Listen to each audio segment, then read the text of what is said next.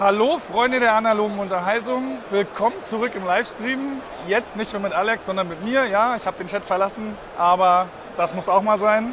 Und jetzt geht es weiter mit Iello. Bei mir ist Mathieu. Vielen Dank, dass du gekommen bist. Und wir schauen uns als erstes erstmal Kanagawa an, was er mitgebracht hat. Das ist dieses kleine Spiel sozusagen. Und we will do this interview in English because Mathieu doesn't speak that well in German. I understood almost all you said in German. That's When you said my name, I understood that. And some other things. All right, Kanagawa. Yep. So Kanagawa is the new game by Bruno Catala and Charles Chevalier. Yeah. In this game, you want to paint the most beautiful painting. Should I go there? Go to detail. Yep. Go on. Okay, so this one is Upside down. upside down. You just change it. So this is the board here. It's a bamboo board. Okay, it's Ja, das ist echtes Bambus. Ja, das sieht man auch. it represents the school where you're gonna learn new skills. Okay, so at the beginning of each round, you place as many cards there as the number of player. Let's say it's a 4-player game, and on the red spaces you put the cards face down. Well, the backs of the card give you a hint of what can be on the cards, but Alright. you're never really sure what it is. Cool. At this point, you have each player has the choice of taking a card that he wants, or waiting to take more cards later. Okay. So let's say this guy takes a card. He takes this one. Now I fill the next row only the column that were not taken before.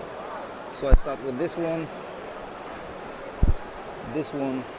and this one. And now the players. I'm sorry, the game is not shuffled at all. Yeah. Not the players have the remaining players have the choice of either taking one of the sets here, one of the columns of 2 cards, or waiting for a third card.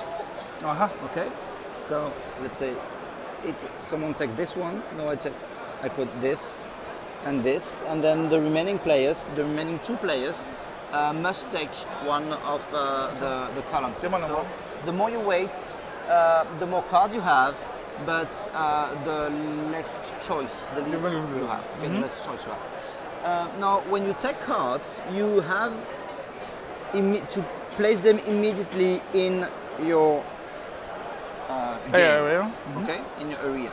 And there's actually 2 ways to place a card. You can either place it, you paint it, so you place it under the last one here, okay, to continue your painting. Nice. To do so, you have to have the right skill, okay? So a painting card, if you want to zoom in, it's made of a background. Here it's a lake, and the blue dot here reminds me it's a lake. There's mountains, there's fields, and forest. I don't have a forest here, but I can show one to you. Yeah, I see them here, for example. Yeah, it's here, this for one is example. multicolored. This one is a forest. Okay, so there's a background. There's a season. The symbol here is a season. There's 4 seasons, obviously, and there's a subject. Here, it's an animal. It can be a character, a building, or trees. Okay. So to paint a card, to add a card into your painting, you have to have the right skill, the right background in your workshop. This is the workshop, okay? And you must have it activated by a little brush. Those are your little brushes. They look really pretty. You have 2 brushes at the beginning of the game, and you can put them on those spaces to activate a skill, okay? So they also look a bit like lollipops somehow. Yeah, or chicken. Chicken leg. So if you can't or don't want to paint a card, you can add it to the workshop by just rotating it and putting it that way. You can always put a card in your workshop. Okay, that allows you to get more skills, obviously, but also to get some bonuses. Like, for example, this one allows you to take a new brush. Okay. So it will be easy to activate more. I just wanted to ask how I get new ones. Yeah, more skills, because each brush and each skill can only be activated once per turn. Okay, you cannot paint 2 blue cards with this one. Okay. You can have more arrows to move your brushes each turn. You start with 2 brushes and 1 arrow, meaning that you can have like 2 brushes, and each turn you can move 1 to another space. Okay. So that's pretty restricted, but you can have new arrows. So I can move more. Yeah. You can have there's this one. So I was saying that when you place cards, you have to place them all immediately. Okay. With that skill, you can keep one aside to play it later in the game. Cool. Okay. So when we have painted, how do we win actually? So the end of the game happens whenever there's no more cards in the stack, in the pile, and more often when any player plays 11 or more cards in his paintings. Okay. Okay. During the game, whenever you meet the right requirements, you can take diplomas over there. Okay. The tiles. Can I show them maybe? Yes, that. So there are 7 types of diplomas, and you have to take them as soon as you meet the requirements. Okay. For example, the green one over there is depends on the number of trees you have. If you at the time you place 3 trees, you have to take the diploma, or you won't be able to take it later. Okay. And you can only have 1 per color. So it's the tree. It's all the subject on the painting. You get 1 at the end of the game. You get 1 point per card in your painting, and you have bonuses for the longest season streak of the same season you have. Okay. You also have bonuses with that, and of course the diplomas give you So points those too. are these then. These are diplomas for your workshop, so 3 or 4 brushes, 2 or 4 or 3 arrows, and 2, 3 or 4 skills of the same landscape. Okay. So then all points are counted, and the person Yes. with the most points wins. Obviously. Okay. So Yeah, it's a quick overview, but you get the general idea. cool. It's a beautiful looking game. I'm totally interested because I do love multi-use cards. I love this idea actually. And also the presentation, as always. Apparently the yellow is very good. Ja, das war Kanagawa und wir würden jetzt gleich auch zum nächsten Spiel übergehen. Das wäre dann nämlich der Mysteriöse Wald, ganz neu, druckfrisch bei Iello. Und das würde dann auch so aussehen, dass er das gleich mal aufbaut, damit ihr auch seht, dass da nicht so viel drin ist. Ich gehe dann gleich mal zur Detailkamera über, weil ihr damit auch gleich einen Einblick bekommt, was denn eigentlich so in der Box ist, weil die sieht nämlich relativ hübsch aus. Und hat damit sozusagen gleich diese Präsentation. Sei vorweg gesagt, ist it's a children's game, ist also ein Kinderspiel. It's a children's game based on the comic book, the Warm World Saga. The Warm World Saga, it's still here on the left. Sorry. It's an intro, I assume. Der sozusagen dann in dem mysteriösen Wald endet. The comic book is available online actually. It's a web comic book. So, stell ich It's mir mal available vor. printed in Achso, ich kann ja die weiter zeigen. So, Meet Jonas. hi Jonas, how are you doing? You seem to be scared, you have a sword. Yeah, a wooden sword, but still. Yeah, well, So Jonas is a little kid who just discovered kind of a dreamland, a fantasy land with the portal in his ceiling, you know. So he entered this world and is trapped inside. And the world is beautiful, but it's also kind of dangerous. I'll make a shorter track to explain the game. okay. Let's go down here, I see it better. So Alright. this is really a shorter track than usual, but it's just to explain. Yeah, So you just a brief overview on this. so the sorry You?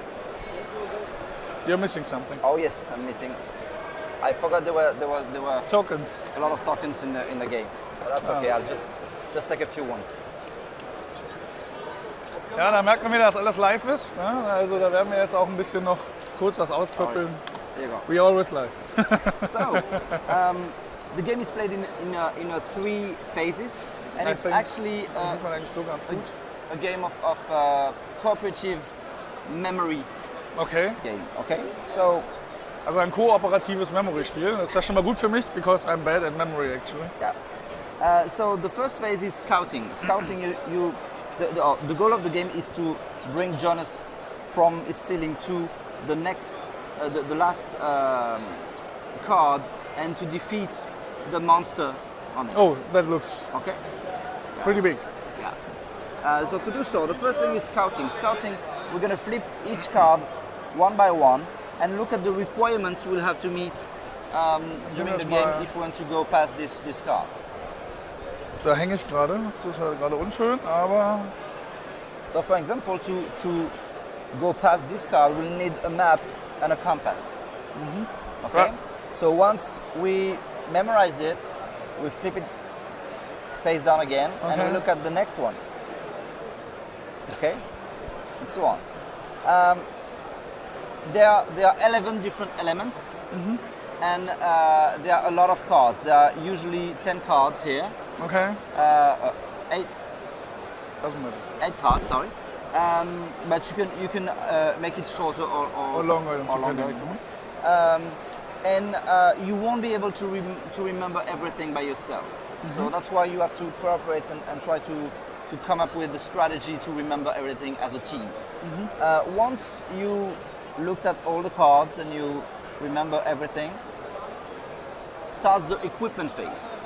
For the equipment phase, you use the dice, okay? Taking turns, you roll 4 dice and you decide that's awesome. which of the 2 equipments you want to keep. You know, you remember that you need a light and a glove. You put them aside and you put those in Jonas' backpack.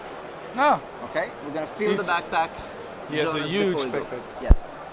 So we do so until the backpack is full. If we ever Yeah. roll a small guy like this, let's find a lucky here. Okay. You are forced to take one of those, yeah. which are actually wild cards. Okay. Okay. They can allow you to swap an equipment from your backpack, or they can replace multiple elements, equipments. That's pretty cool. But you only use them if you are desperate. Okay, so last resort. Last resort. And then when the bag is full, you set out in expedition and you start, turning the cards and taking your elements. Sorry. So you need these tokens into your backpack then. You take them from your backpack. Okay. You put it here and you can go past the card. And you do so until you can defeat the monster. There's a variant that I love that is actually when you before you flip up the last card, you must remember exactly what the equipment, the requirements are, and you have to put them before you flip the card. All right. And That's pretty nice. Almost, you lose. But if you fail, what happens? you lose. So you lose immediately. Yeah. So if I so- cannot do this on a Yeah. card, This one is actually the only card that you can afford to not to make. Okay, I take another one. Isn't a lie. So if you can meet the requirements, it will give you 2 wildcard tokens. okay. It's pretty powerful. But if you don't have enough, you don't have the right requirements Tokens. to meet this card, you can start to look at your lucky tokens. Yeah. To try to get the help from lucky. And if you don't have If I'm not lucky, any more what lucky, happens? if you're not lucky enough, you lose. Oh, that's pretty bad. Yeah, that's. But it's a memory game and it's perfectly and very nice illustrated. So for anyone who loves Or as children, for example, this would be a pretty cool game to take from. Wir machen eine kurze Pause. We are doing a short break because we have more yellow titles here and we need to hurry up a bit. But wir sind gleich wieder für euch da. In dem Sinne, bleibt dran, geht gleich weiter.